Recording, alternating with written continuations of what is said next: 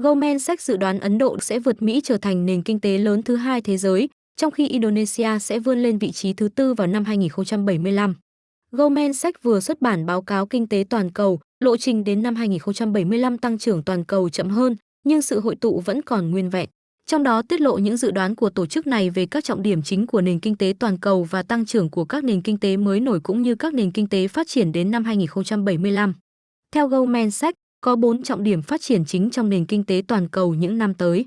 Trọng điểm thứ nhất, tăng trưởng tiềm năng toàn cầu chậm lại do tăng trưởng dân số yếu hơn. Dự đoán này ngụ ý rằng trong 10 năm tới, tăng trưởng toàn cầu sẽ chỉ ở mức trung bình dưới 3% mỗi năm và đang trên đà giảm dần, chủ yếu là do lực lượng lao động tăng chậm hơn.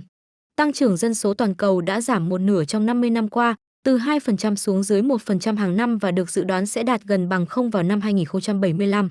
Trọng điểm thứ hai, sự hội tụ liên tục của các thị trường mới nổi được thúc đẩy bởi các cường quốc châu Á. Mặc dù tăng trưởng GDP thực tế đã chậm lại ở cả các nền kinh tế phát triển và mới nổi, so với tăng trưởng của các nền kinh tế phát triển, tăng trưởng của các thị trường mới nổi vẫn lớn hơn.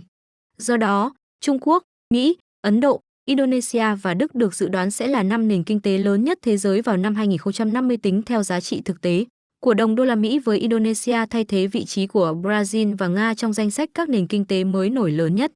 Với thể chế và chính sách phù hợp, Nigeria, Pakistan và Ai Cập có thể nằm trong danh sách những nền kinh tế lớn nhất thế giới vào năm 2075. Trọng điểm thứ ba, thập kỷ của chủ nghĩa ngoại lệ Hoa Kỳ khó xảy ra lần nữa. Trong 10 năm qua, nền kinh tế Hoa Kỳ đã phát triển tương đối tốt hơn so với dự đoán. Tuy nhiên, lịch sử chỉ ra rằng điều này sẽ không tiếp tục xảy ra trong 10 năm tới.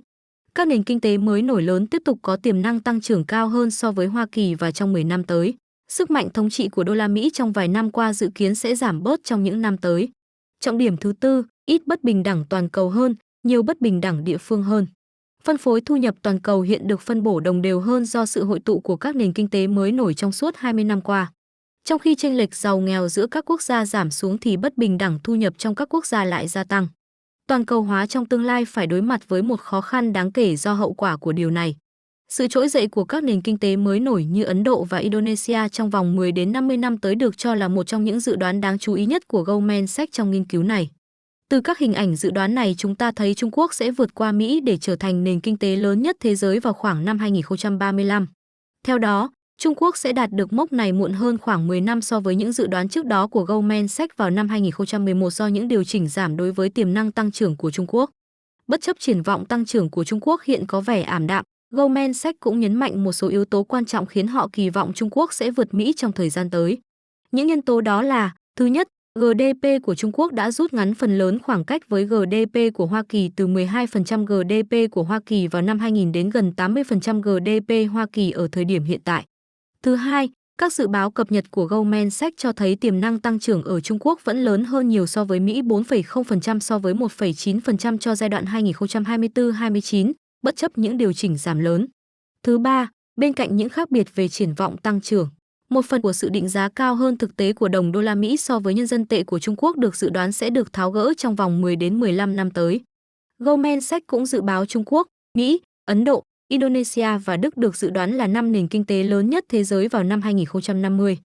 Indonesia có bước nhảy vọt ấn tượng trong danh sách này khi vượt qua Brazil và Nga trong danh sách các nền kinh tế mới nổi lớn nhất. Đến năm 2075, Trung Quốc, Ấn Độ và Mỹ dự kiến vẫn sẽ trở thành 3 nền kinh tế lớn nhất thế giới, trong đó Ấn Độ vượt Mỹ vươn lên vị trí số 2. Với các chính sách và thể chế phù hợp, các nền kinh tế như Nigeria, Pakistan và Ai Cập có tiềm năng sẽ nằm trong danh sách những nền kinh tế lớn nhất thế giới do sự gia tăng dân số cao ở các quốc gia này.